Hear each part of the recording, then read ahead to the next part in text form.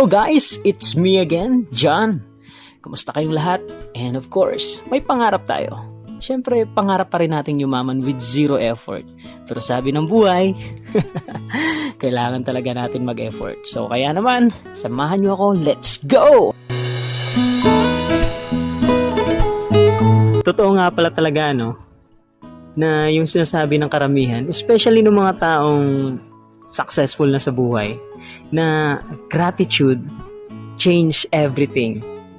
Alam mo yun, yung habang natututo tayong magpasalamat, mas dumadami yung dahilan para ngumiti. Kasi minsan, yung hinahanap nating kasiyahan, nasa paligid lang pala natin.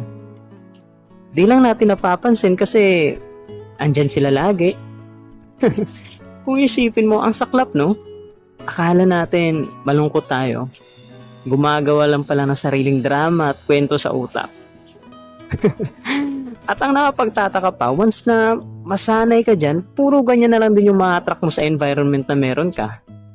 Alam mo yun, napakahiwaga ng buhay. Kasi sure ako, minsan sa buhay natin, naging sobrang grateful din tayo eh. At kung maalala lang talaga, feeling natin sobrang abundance ng buhay.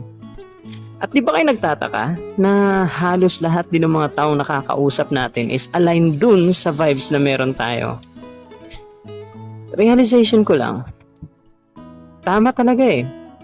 Lahat nag-uumpisa sa kung sino ka. Sa kung sino tayo. And everything will follow.